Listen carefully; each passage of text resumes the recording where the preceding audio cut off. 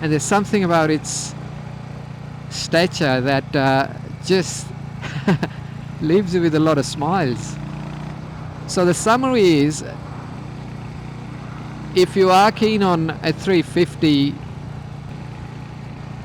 this is probably the most affordable, but the most reliable and the most enjoyable bike in my view. Now, having said all of that,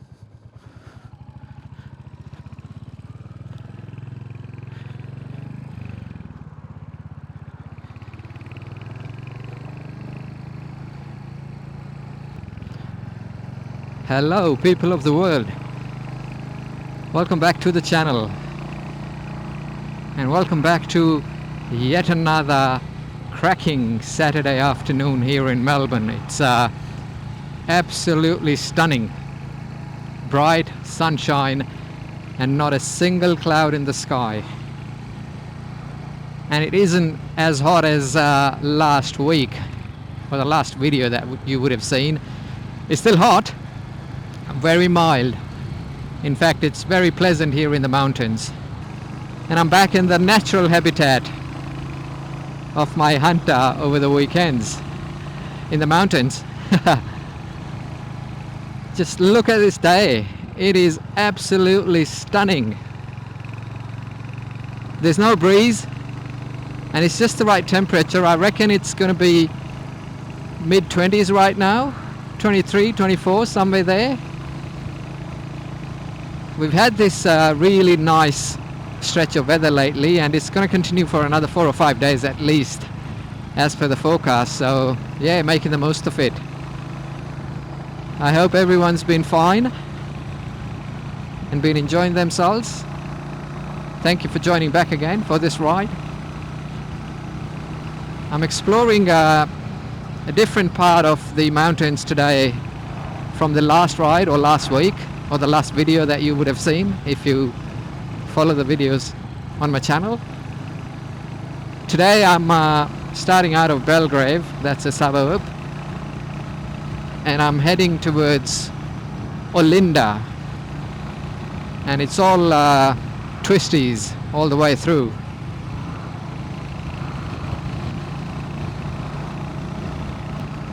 Also, before I forget, to all of those who celebrate, wishing a very happy Lunar New Year today, the year of the dragon.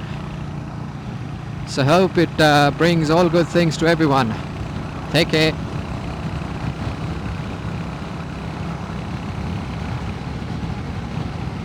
I haven't got my leather jacket on this week, so I'm not feeling as stuffed as I was on the ride last week. Got my summer jacket on, and it helps me breathe a bit more.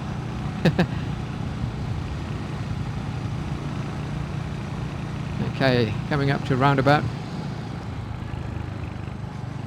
Let's go left here and then wind our way up.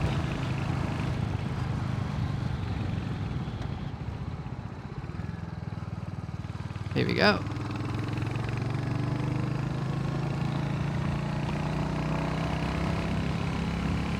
Wow, I still pinch myself when I ride these roads. It's like an absolute dream. Look at this. How gorgeous is this?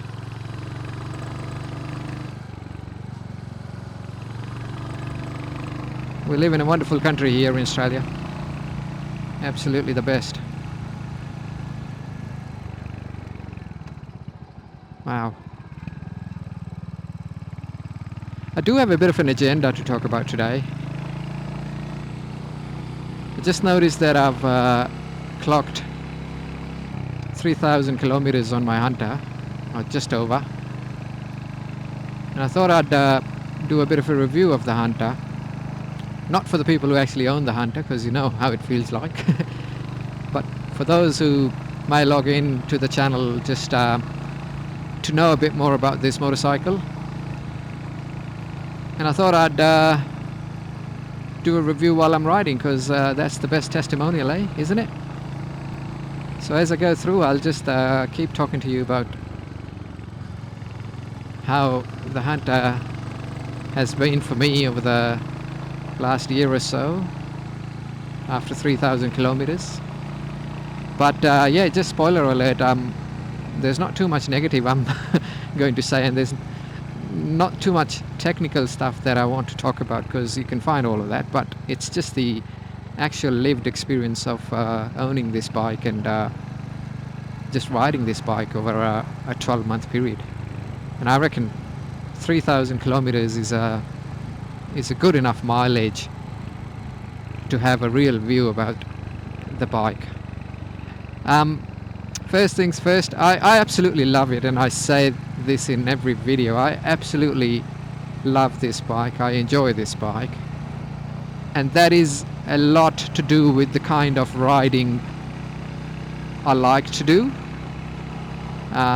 It's just my aesthetic and it's just my style, so I guess that's the individualistic aspect of owning a motorbike, isn't it? It's just the kind of riding that you want to do. But for someone who, like me, wants to take this thing out over a weekend and just come to these back roads and just explore them, have some fun for an hour, 45 minutes, 2 hours, this is the perfect bike. Absolutely perfect.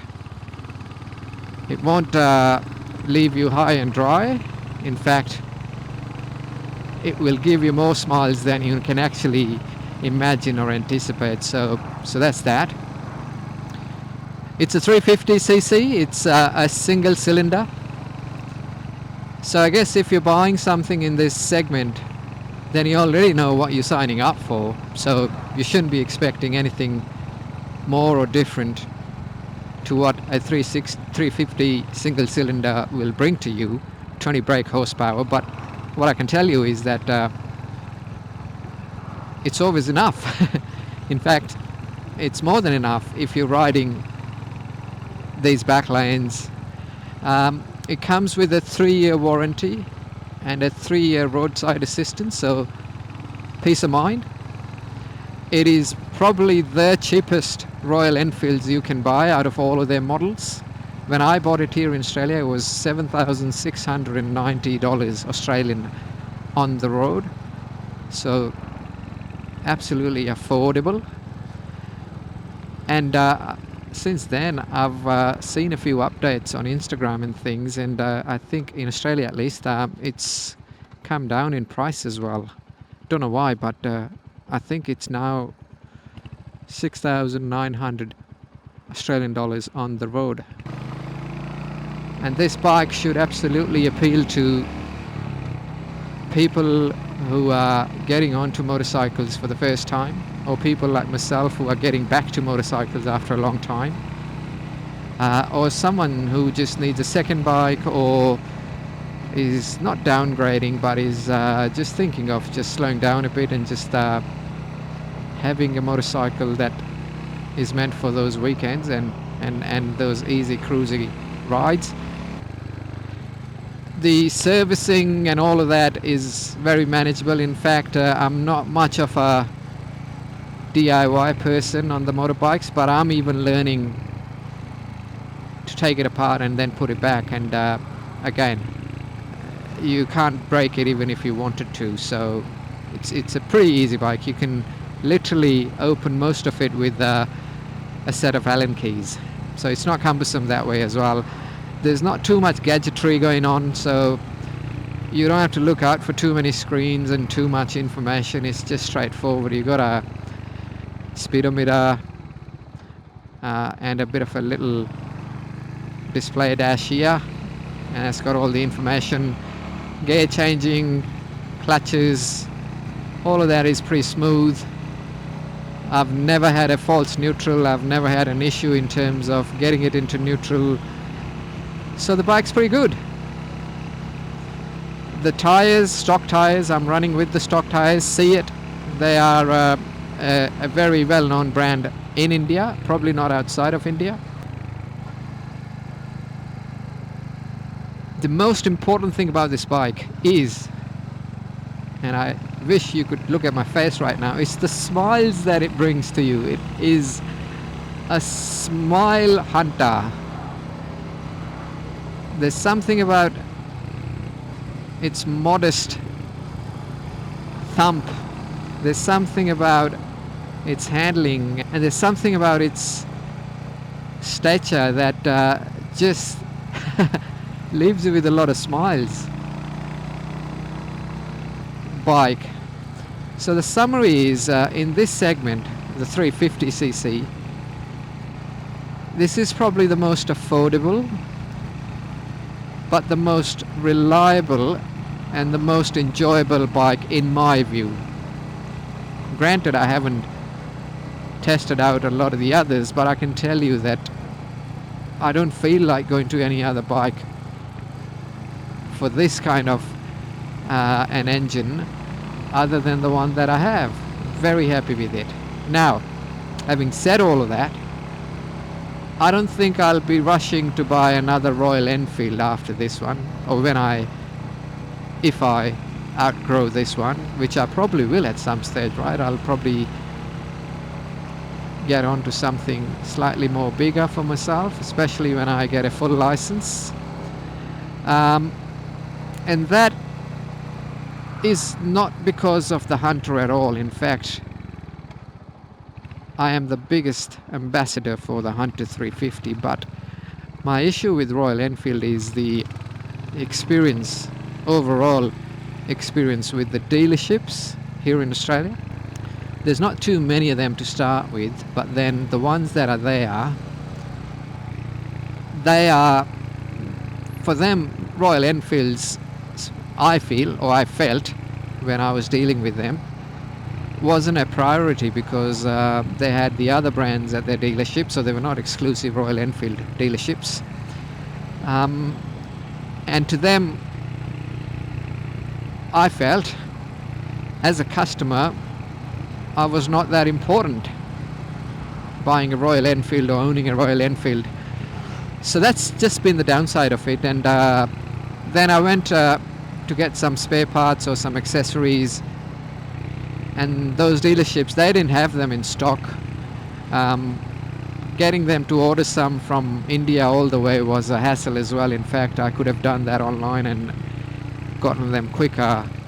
So it's that aspect of having a Royal Enfield in a country like Australia that has just put me off a bit of the brand.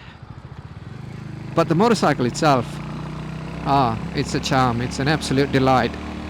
In fact, if I was to own a Royal Enfield in India, I probably would have had a different experience, because in India there's a Royal Enfield dealership at every corner, and there's so much off the market stuff that is available for all your bikes that you can just keep working on them as you wish. So yes, that's just been the downside. I enjoy it. I absolutely love it. I probably won't even let go if I buy another bike. The Hunter has been a dream, an absolute dream to ride.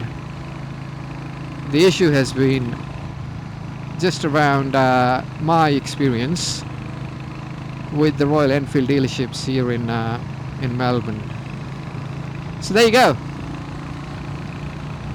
Go for this bike. It's a beautiful little bike. It won't give you any troubles. The only thing it's capable of giving you is just smiles. So enjoy yourself. Now, back to the ride and this gorgeous day. How good is this?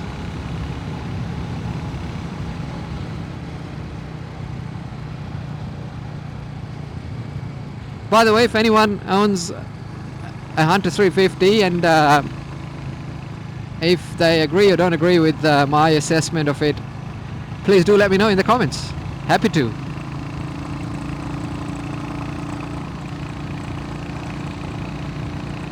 I crave these views throughout the week, and whenever I'm here on a Saturday, I just keep pinching myself. It's so good. This is so good.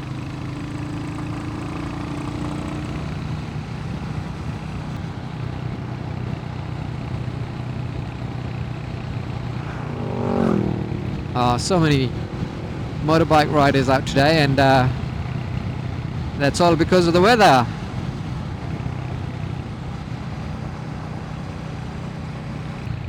Look at those mountains in the distance. I don't know if you can see that on the camera, but it's wow. Beautiful.